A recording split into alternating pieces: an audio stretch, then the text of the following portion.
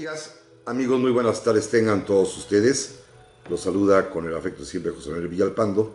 Pero antes de iniciar el programa, déjenme comentarles que exactamente a las 4 de la tarde, pero del día 11 de noviembre de 1817, es decir, hace exactamente 200 años, en una tarde como hoy, hace unos momentos, fue fusilado Javier Mina en un lugar que se llama el Cerro o el Crestón del Bellaco, que se encuentra en Guanajuato, frente a la Sierra de Pénjamo, exactamente en un lugar que miraba hacia el fuerte de los Remedios, y que el médico Manuel Falcón, que reconoció el cadáver de Mina, levantó esta acta que voy a leer. Es muy breve.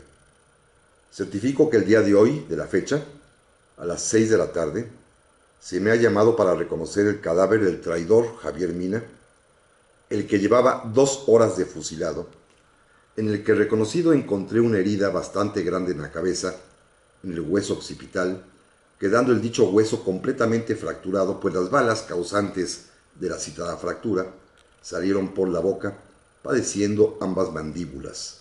Otra herida en las espaldas, causada por la misma arma hasta perforarle el pecho, cuyas heridas son físicamente mortales como se verificó en dicho cadáver.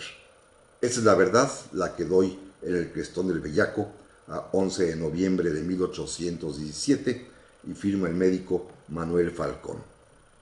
Así que apenas hace unos cuantos minutos, pero hace 200 años, fue la muerte de Javier Mina, de quien hablaremos en este día, aquí en su programa La Historia que Quiero Vivir, en donde estamos transmitiendo en vivo y desde los estudios de Radio Fórmula, a través de los micrófonos y frecuencias que ustedes ya conocen, en el 103.3 de FM, en el 970 de AM, aquí en la capital de la República Mexicana, en muchas, cada vez más ciudades del país, afortunadamente. Llegamos también a los Estados Unidos de América, a Puerto Rico, a Canadá y a todo el mundo, eso sí, a través de internet en la página www.radioformula.com.mx, y en donde, como ustedes bien saben, pues pueden escucharnos en cualquier lugar del planeta Tierra en donde haya señal para seguirnos, como lo hacen muchos amigos que afortunadamente nos escuchan allende nuestras fronteras, inclusive más allá del continente americano.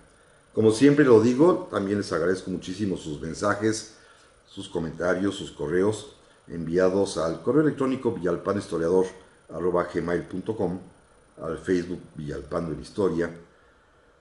Y déjenme dar rápidamente lectura a los que tengo ya en este momento. Como me ha escrito don Rolando Orozco desde Puebla, dice que por motivos de trabajo anda en Guanajuato y que ojalá le dedique pronto un día a la historia de la masonería. Sí, traigo ese pendiente desde hace tiempo. También le agradezco mucho a nuestro amigo Manuel García López Vázquez, que me ha escrito ya, está muy listo para escuchar el programa, se lo aprecio mucho al estimado Manuel.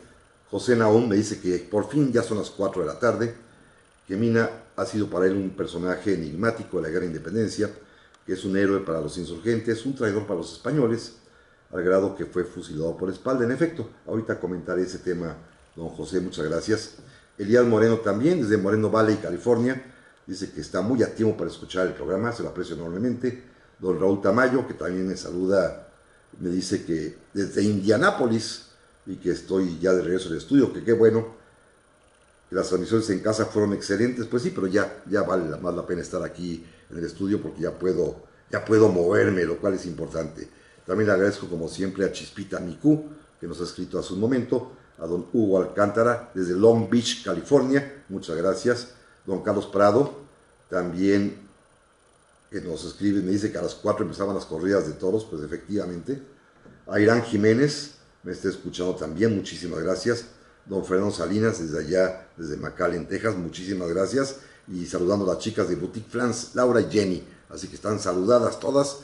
Y bueno, ya estamos en el programa del día de hoy, que en realidad lo empecé un poquito antes porque quería estar cerca de la hora exacta, de las 16 horas, las 4 de la tarde, hora en que fue fusilado Javier Mina, hoy, un día como hoy, en este su bicentenario de que fue muerto, efectivamente fusilado por la espalda, porque para los españoles que lo van a ejecutar a las órdenes del mariscal Pascual Liñán y directamente bajo el coronel Orrantia, también español, ambos españoles, pues efectivamente por órdenes del virrey Juan Ruiz de Apodaca fue ejecutado, fue pasado por las armas como traidor, traidor a España, porque Mina era español.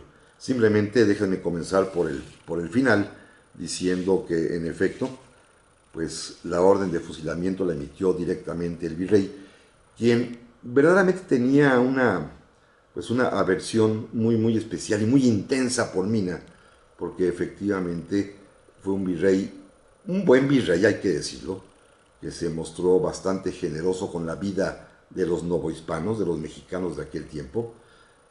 Ofreció el indulto a todo aquel que lo quiso aceptar, perdonó muchísimas vidas.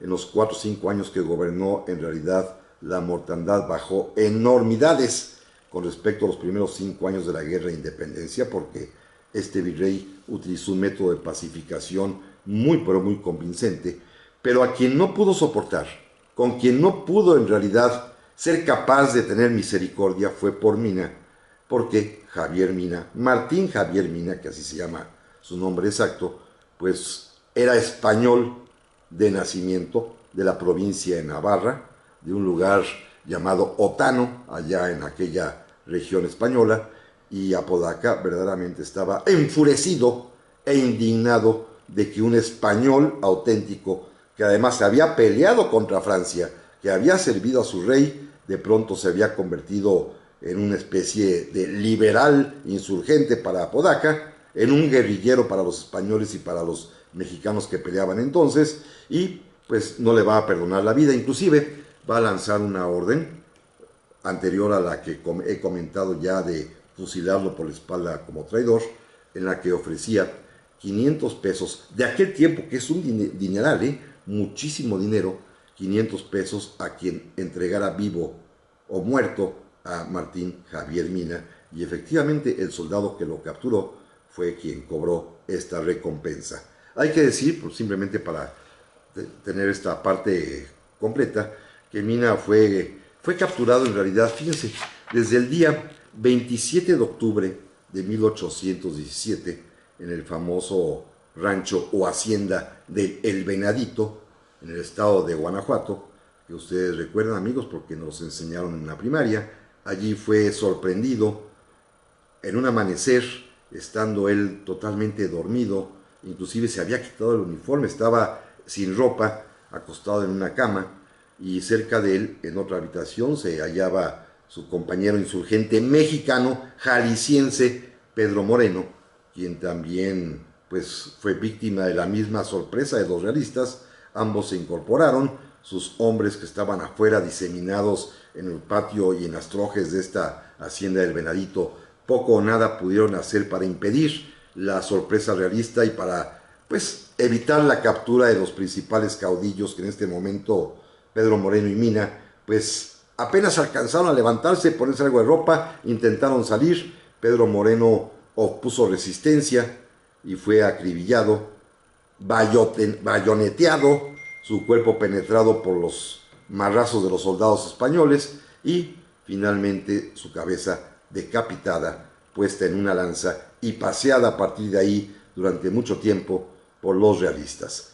En cambio a Mina lo capturaron vivo, tenían un interés especial en atraparlo con vida, y encadenado, le pusieron grilletes en las manos y en los pies, lo llevaron hasta el cuartel primero del coronel Orrantia, que fue el que organizó esta operación de captura de Javier Mina, y Orrantia se hizo de palabras con Mina, quien ya estando preso siguió todavía mostrando su indignación, primero contra el rey de España, Fernando VII, a quien consideraba un tirano absolutista, y segundo, contra el propio Orrantia, porque lo acusó de estar denigrando el carácter de español y de soldado al haberle puesto los grilletes y las cadenas. Orrantia, que era seguramente un español bastante energúmeno y neurótico, le respondió aplacándolo con unos espadazos, con la parte plana de la espada, comenzó a golpearlo en la espalda y las piernas hasta que lo derribó, finalmente lo dejó en paz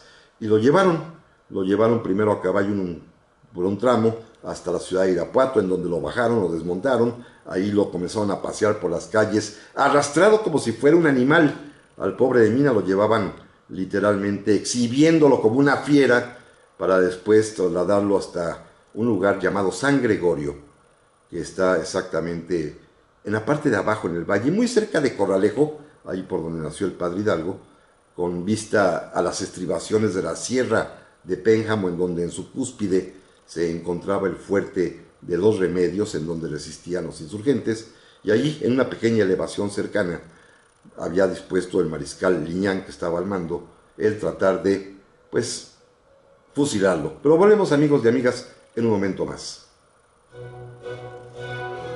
Ya estamos aquí de vuelta, amigas, amigos, para este segundo bloque del día de hoy del programa La Historia que Quiero Vivir, que repito, estamos en vivo el día de hoy exactamente recordando y evocando que hace 200 años, un día 11 de noviembre, exactamente como hoy, a las 4 de la tarde, fue fusilado el guerrillero español que vino a pelear por nuestra independencia, Martín Javier Mina. Y hay que decir que este es el nombre correcto, ¿eh? Puede uno encontrar y buscar perfectamente bien y validar la fe de bautismo de Mina y se llama Martín Javier. Es uno de estos casos curiosísimos en los que somos muy dados los mexicanos de cambiar los nombres de los personajes o llamarlos como queremos que quieran que se llame. Y el caso específico de Mina así es. De repente a alguien se le ocurrió llamarlo Francisco Javier. Y eso pegó y prendió. Y bueno, así se llaman las calles, las escuelas, así aparecen los libros de texto, por todos lados, en las estampitas escolares, no se diga. Y sin embargo el nombre correcto y exacto es Martín Javier. Pasa como con Madero, Francisco y Madero. La I le han puesto Indalecio, Inocencio, cuando en realidad se llama Ignacio. O con Benito Juárez, que así se llamaba y así firmaba, y que nos hemos empeñado en ponerle Benito Juárez García. Bueno, en fin, son esos traumas que tenemos los mexicanos por cambiar y rebautizar a los héroes de la historia. Y le agradezco muchísimo a doña Ana Elizabeth Kaufman Guerrero, que me está escuchando, se lo aprecio enormemente. A la señora Mara Arán desde su taxi, muchas gracias. También a don Fernando Paulina Bedillo, también muchísimas gracias. Dice que está con toda su familia escuchando el programa, se lo aprecio enormemente. Don Pedro Rodríguez León también, que me está escuchando, muchas gracias, se lo agradezco. Don José M. Velarde me saluda desde Hermosillo, Sonora, muchísimas gracias. Y desde Morelia, doña Patricia Sánchez Carranza, muchísimas gracias. También don Carlos Flores, dice que le agrada la historia de Martín Javier Mina. Y vía correo electrónico también tengo algunos, como por ejemplo don Salvador Ávila, que me saluda desde Atlanta, en Georgia, allá en los Estados Unidos, muchísimas gracias. Don Iván García, que también siempre nos escribe, dice que es una buena fecha hoy para hablar de Mina, justamente por ser su aniversario, y que qué estatura tendría Mina. Bueno, exactamente los médicos legistas que examinaron sus restos, pero ya en 2010, de lo que platicaré al final, lograron determinar, por la proporción de sus huesos largos, particularmente los fémures, es posible hacer los cálculos de la estatura promedio de las personas, y Mina, Martín Javier Mina mediría más o menos aproximadamente unos 70, unos 73 metros de estatura. No era muy alto, tampoco era chaparrito. Lo que pasa es que su amigo y compañero de insurgencia mexicano, Pedro Moreno, él sí era un hombre verdaderamente gigantesco. Cuentan, y se ve por sus huesos también, que llegaba a medir casi 2 metros de estatura. Así que han de haber hecho una pareja muy simpática y curiosa si los veía uno de pie, porque Pedro Moreno, altísimo, y mucho más bajo, Javier Mina. Pero bueno, vamos rápidamente a platicar y recordar un poco a Mina. Sabemos pues que es un guerrillero navarro. Él nació pues en el año de 1789. Murió a los 28 años de edad. Ese dato es muy relevante porque era en realidad un jovencito que vino desde España, pero ya para ese momento tenía ya en su haber, en su caudal de experiencia, verdaderos hallazgos, logros y alcances y victorias importantes, porque era un gran militar. Desde muy joven, cuando ingresó a la Universidad de Zaragoza, ya en 1807. Al año siguiente, en 1808, sucede la invasión napoleónica a España. Me voy muy rápido porque ese tema ya lo hemos platicado. Y él de inmediato se va a unir a los patriotas españoles que quieren oponerse a la invasión de los soldados franceses, pero no logra incorporarse al ejército, y eso es muy importante. Por razones de la propia guerra, Navarra queda prontamente invadida, que es finalmente la frontera con Francia, y entonces pues no hay un ejército español ahí, pero sin embargo los jóvenes como Mina, y él especialmente, van a inventar, a crear un concepto de guerra diferente, esta que hoy llamamos técnicamente guerra irregular y que conocemos como guerra de guerrillas. Uno de los creadores del concepto, de esta forma tan peculiar de hacer la guerra, en la cual no son ejército contra ejército, sino son un puñado de hombres que en la clandestinidad de pronto aparecen, asaltan un convoy, pegan en una ciudad, causan destrozos en algún campo militar y luego desaparecen.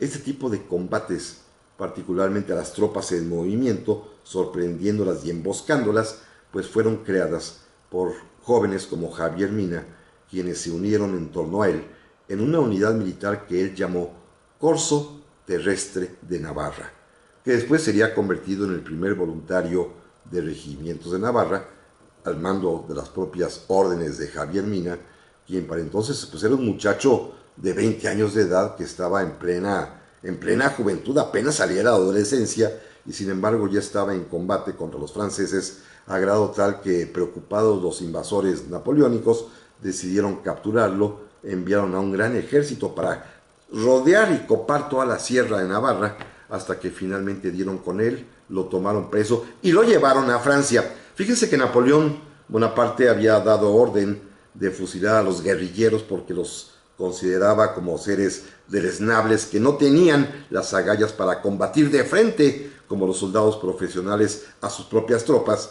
pero sin embargo pues Mina escapó milagrosamente porque, enterados los franceses de que él era uno de los creadores del concepto, Napoleón le perdonó la vida para someterlo a interrogatorios para que explicara lo que hacían. Claro, seguramente le preguntaron, Mina no habrá dicho nada, y lo enviaron a la peor cárcel o la mazmorra más espantosa que había en la ciudad de París, la prisión militar del castillo de Vincennes, o Vincennes como se escribe, y en donde va a estar Javier Mina casi 4 años, pero en una instancia que curiosamente, a pesar de ser presidio, y en lugar de convertirse en escuela del crimen como acontece hoy en las cárceles mexicanas, ¿saben qué hizo Mina estos casi 4 años de prisión en el castillo de Vincennes? Estudiar. Tuvo por compañero a un reo, a un general francés, que Napoleón había metido a la cárcel por ser opuesto a las ideas monárquicas del imperio napoleónico, un hombre de carácter republicano y liberal, un hombre que sabía filosofía, que sabía economía, que sabía derecho, pero que su especialidad era ser artillero y sabía matemáticas.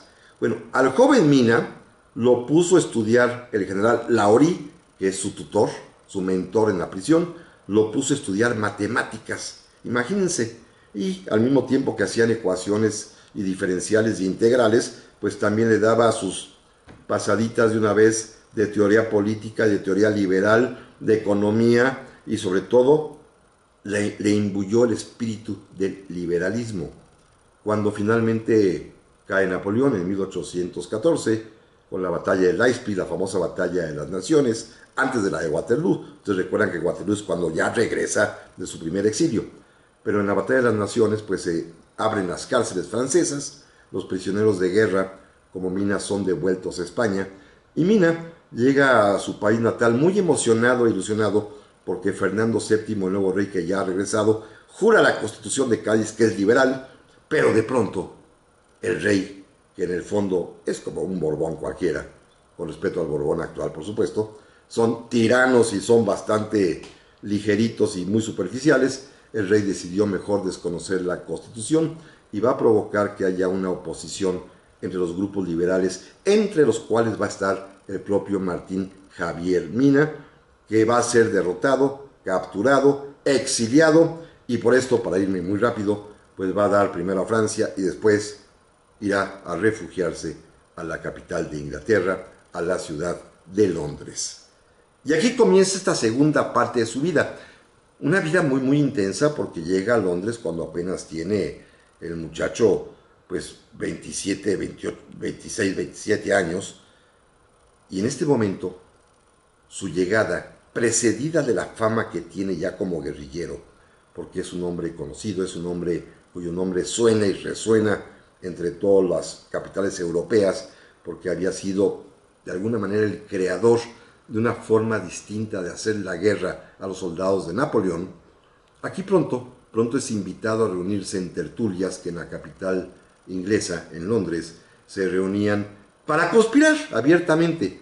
Londres era un paraíso de liberales y de refugiados de todas partes del mundo en ese momento, y allí se encontraban pues muchos mexicanos que habían tenido que emigrar de este país nuestro justamente por ser o insurgentes o partidarios de la insurgencia. Y se encontró Mina con el personaje quizás más curioso, simpático, divertido, con una serie de hazañas y de aventuras increíbles, el sin par Fray Servando Teresa de Mier. Para los chilangos, Fray Servando. Para los oriundos de Monterrey, donde justamente nace el padre Mier, es el padre Mier. Es el mismo personaje, pero con dos nombres distintos. Es Fray Servando Teresa de Mier, o el padre Mier, como ustedes quieran llamarlo. Un personaje verdaderamente increíble por todas sus hazañas, y quien se va a encargar primero de explicarle a Mina lo que es México, la Nueva España, platicarle la historia de la Guerra de la Independencia, lo que ha pasado con Hidalgo, con López Rayón, con Morelos, que ya fue fusilado, y le pinta un panorama de verdaderamente nefasto y de desesperación de los insurgentes, los pocos que quedan que requieren ayuda. Pero de esto platicamos en un momento más. Ya estamos aquí, amigas, amigos, para este tercer bloque del día de hoy. Gracias por sus muchos mensajes, como Maresur Zúñiga, que me dice que cuando se hizo la corrección del nombre.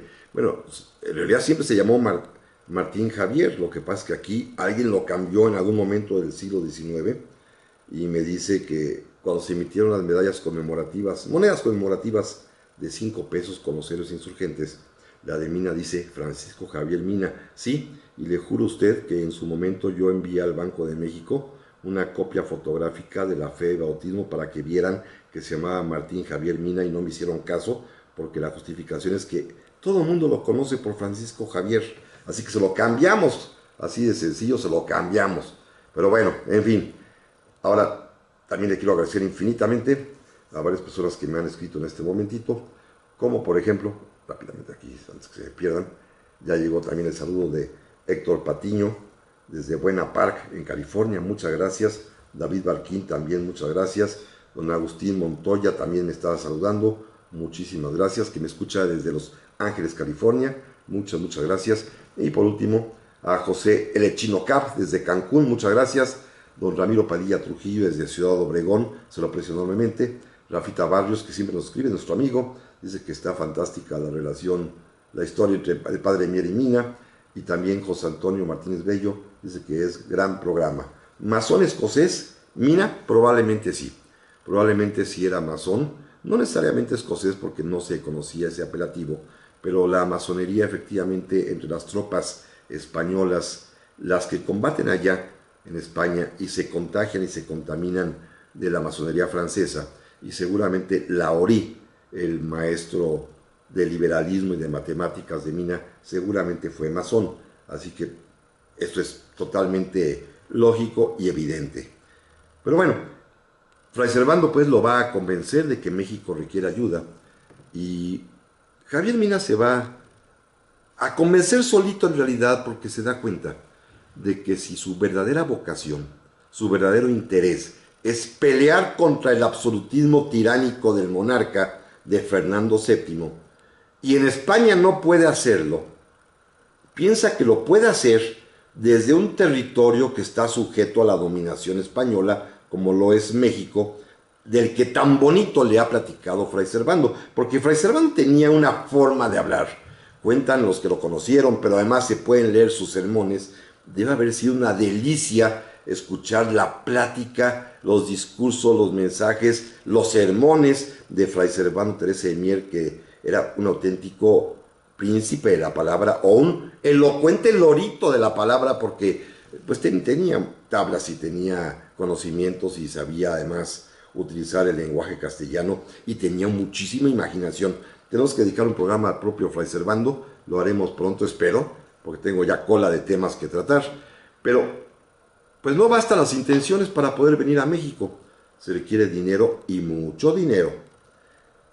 Fray Servando también lo conectó con un grupo de ricos, muy ricos, lores y aristócratas ingleses encabezados por un famoso Lord Holland, que era un liberal, masón seguramente, que además tenía influencias grandes y que tenía acceso a fortunas inmensas, quien le dio dinero a Mina, el suficiente para que comprara un barco, el Caledonia, compró un barco, imagínense nada más, para poder venir y para comenzar a reclutar hombres. En ese momento juntaría apenas una veintena de oficiales entre ingleses, algún polaco, franceses, algunos españoles liberales como él, y con ellos se va a embarcar, y con Fray Servando que lo va a acompañar, para partir hacia los Estados Unidos.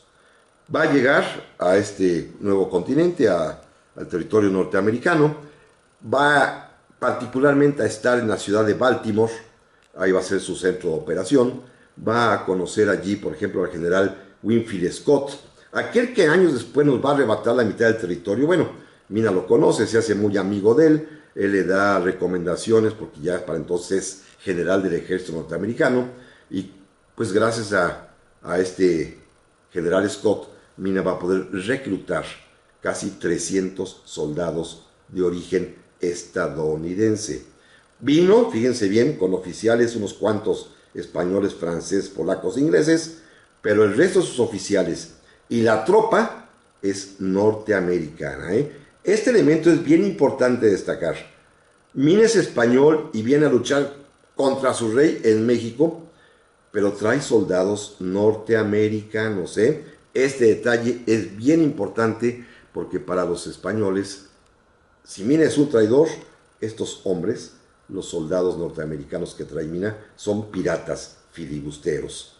Y, debo decirlo también, a muchos insurgentes no les dio buena espina el que Mina viniese de Inglaterra, seguramente contagiado de masonería, con soldados norteamericanos. Hubo varios insurgentes, y hay que decirlo con toda claridad, que decidieron hacerse un lado, y uno de ellos, para que amigos entérense quién fue el que desconfió de las intenciones de Mina, fue Guadalupe Victoria, que no quiso saber nada de él y no le permitió desembarcar en algún puerto del hoy estado de Veracruz, aún a pesar de que Victoria tenía control sobre la costa y que de vez en cuando llegaba a ocupar los puertos de Nautla, Boquilla de Piedra y alguno que otro más. Pero Victoria negó el paso por el territorio bajo su mando a Javier Mina.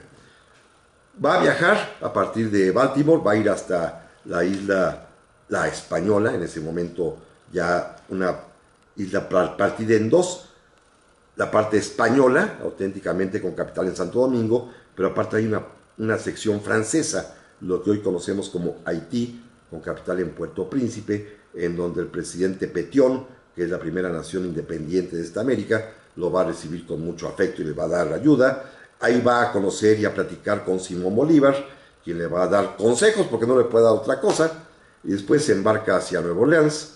Ahí va a terminar de armar y reclutar a sus hombres, de adquirir armas, municiones, otros barcos más, se ve que le dieron dinero, y va finalmente a lanzarse al mar y a desembarcar en virtud de la negativa que dieron para hacerlo en Veracruz, las tropas de Guadalupe Victoria.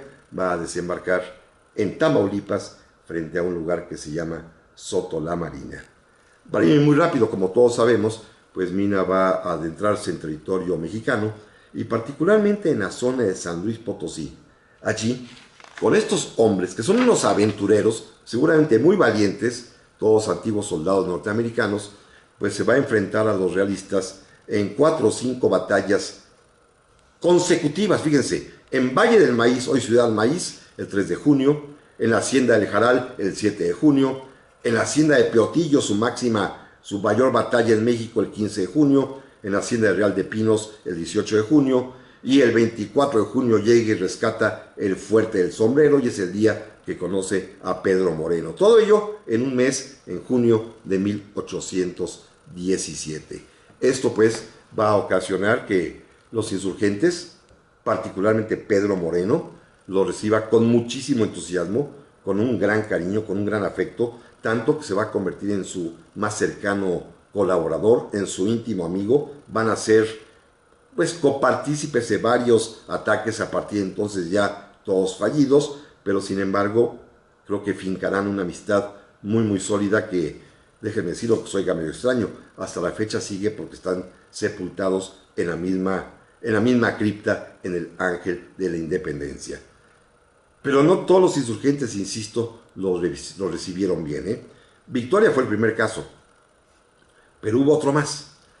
El comandante general del Bajío era un sacerdote insurgente, el padre Torres, que dependía del gobierno patriótico nacional que estaba establecido en un fuerte llamado La Jaujilla, que yo tengo ganas de conocer. Está en Zacapu, Michoacán, donde se supone que hay una laguna. No conozco, así que los amigos michoacanos me podrán ahorita corregir. Y en la laguna había un islote, y en ese islote está el fuerte de La Jaujilla, donde estaban refugiados los sobrevivientes del Congreso de Anáhuac, que gobernaban la independencia en este año de 1817.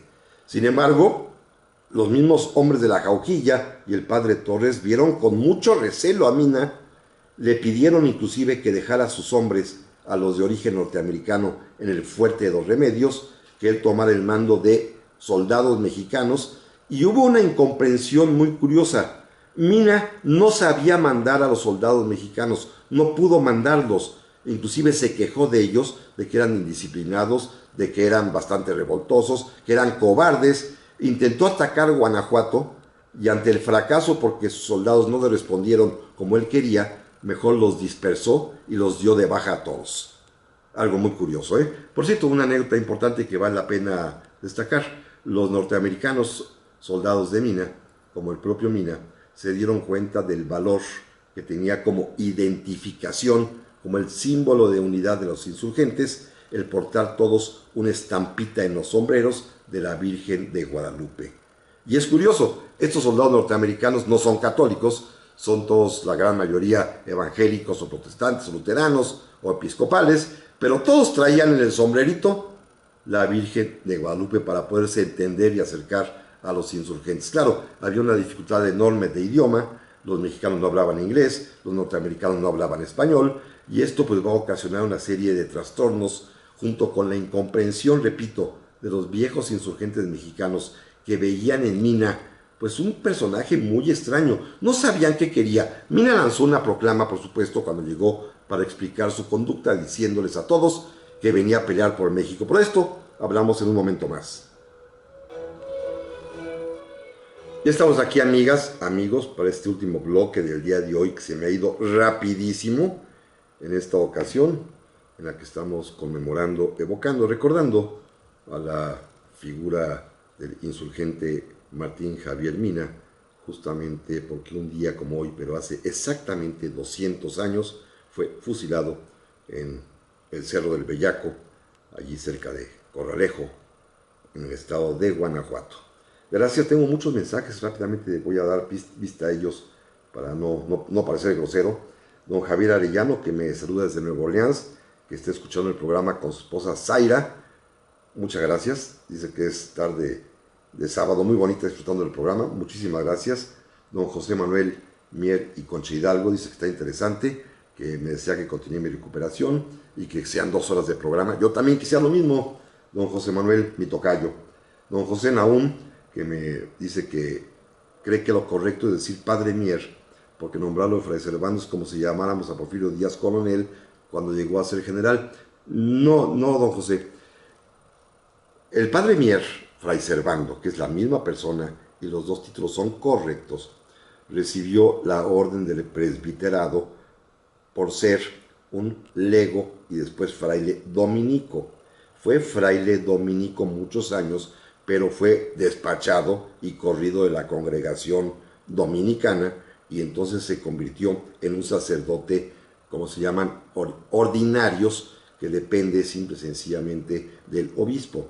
Dejó de pertenecer a la congregación, pero el sacramento del orden sacerdotal, el presbiterado, lo recibió dentro de la orden dominica y se convirtió en Fray Servando Teresa de Mier, y así lo fue muchos años hasta que lo corrieron, lo se dio de baja y se convirtió simplemente en un sacerdote secular, ordinario, sin perder el presbiterado que, repito, lo obtuvo dentro de la orden dominica. Así que los dos nombres es absolutamente correcto, no se preocupe.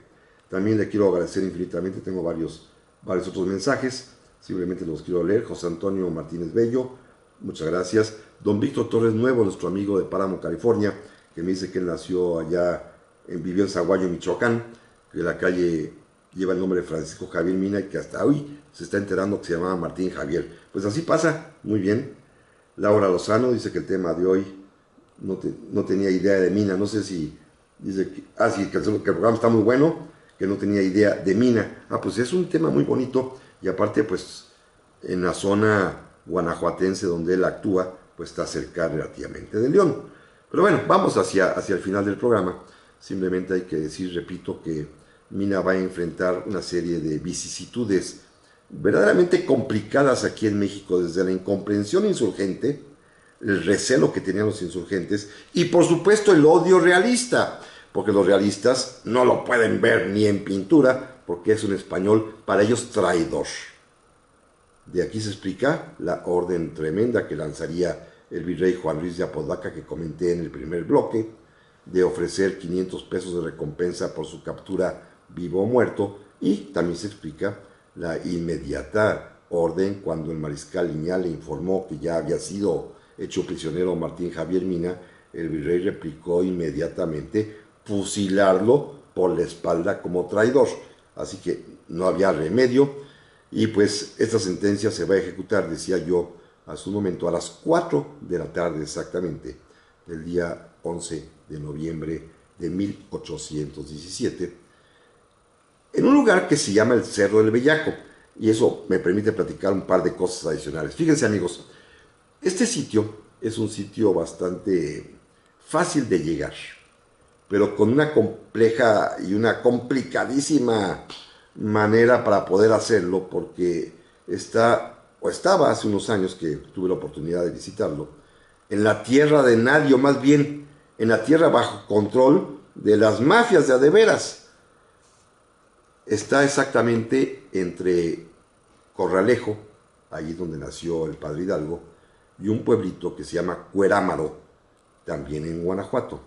Es una pequeña carretera secundaria estatal que va recorriendo, digámoslo así, las orillas de la Sierra de Pénjamo, allá en Guanajuato, lugar en donde en su cúspide de esta sierra se construyó el fuerte de Dos Remedios, en donde había una guarnición insurgente que resistió durante mucho tiempo y a la cual Mina trataba de auxiliar.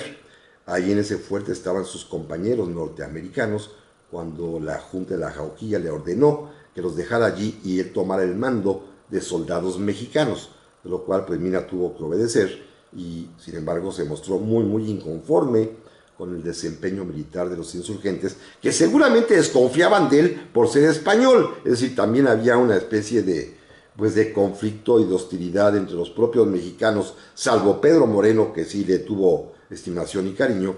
Los demás mexicanos lo veían pues rarito, ¿verdad? Como un español viene a pelear con nosotros contra los propios españoles. Es decir, esta parte nunca la va a poder él resolver, este conflicto con los mexicanos. Pero bueno, este lugar exactamente está cerca de un poblado que actualmente existe, que se llama San Gregorio. Yo tuve la oportunidad de pasar por ahí bajo la advertencia justamente de que era una zona difícil.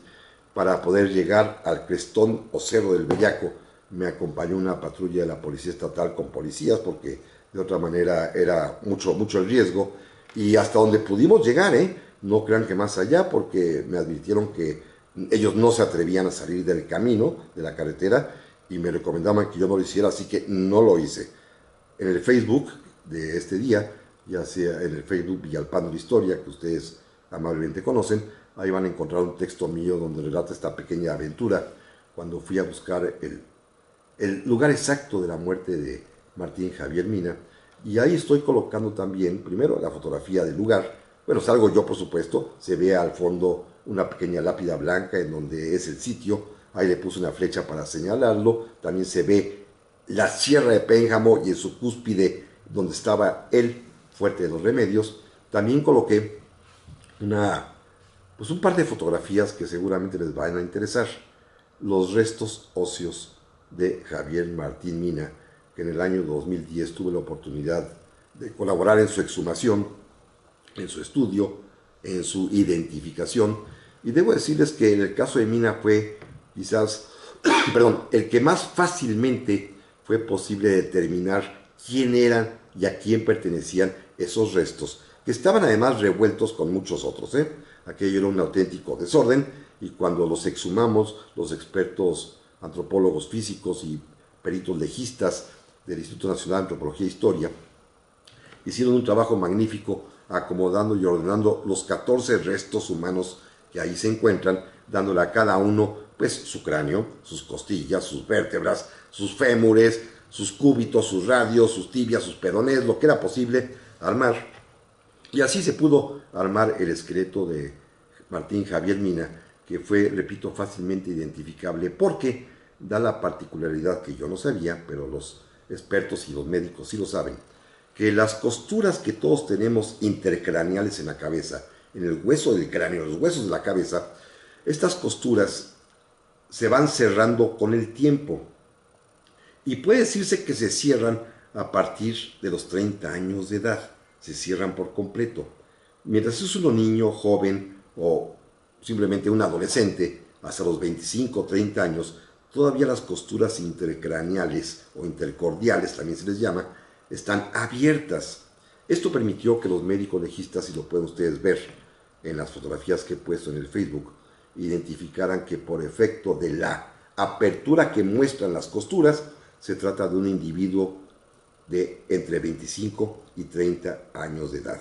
También por los fémures, por parte del hueso ilíaco, pudieron determinar que se trataba de un individuo del sexo masculino. Y decía yo al principio que también gracias a las proporciones justamente de los huesos de las piernas, también pudieron identificar que medía entre 1,70 y 1,73 metros de altura. Así que era realmente muy sencillo, o resultó fácil para los expertos científicos, el poder identificar los restos mortales de Martín Javier Mina, que ustedes pueden ver en primicia en el Facebook Villalpando la Historia. Ahí van a encontrar un par de fotografías, los restos por una parte cuando fueron exhibidos, y los restos ya colocados en la urna especial que se mandó construir para colocarlos, porque estaban, repito, revueltos con todos los demás, y dada la afortunada identificación, pues merecía una urna propia. También hay que comentar que en el mismo Facebook he colocado una fotografía de un cuadro muy bonito que pintó el artista Benjamín Orozco, con una nueva representación, una recreación mucho más moderna de Javier Mina, que es un joven, es un muchacho en realidad de 28 años, y creo yo que ilustra de manera pues muy completa este capítulo, este texto que he puesto hoy en el Facebook. Hay que decir también, ya para casi terminar, que Mina, bueno, nos deja un legado interesante. Culturalmente se le ha equiparado como una especie de precursor del Che Guevara. Guerrilleros los dos, por supuesto, con teorías sobre la guerrilla, con la idea de llevar hacia otros lados las guerras con la libertad, pero yo creo que ahí hay una exageración. Pero eso lo dejamos al criterio de cada quien. Por hoy, amigas y amigos, muchísimas gracias por su atención. Les agradezco enormemente que me hayan escuchado, y por aquí nos escuchamos la semana que entra con un tema nuevo, otro tema distinto, porque vamos a hablar de la historia de la Armada de México. Hasta pronto y pásenla muy, pero muy bien.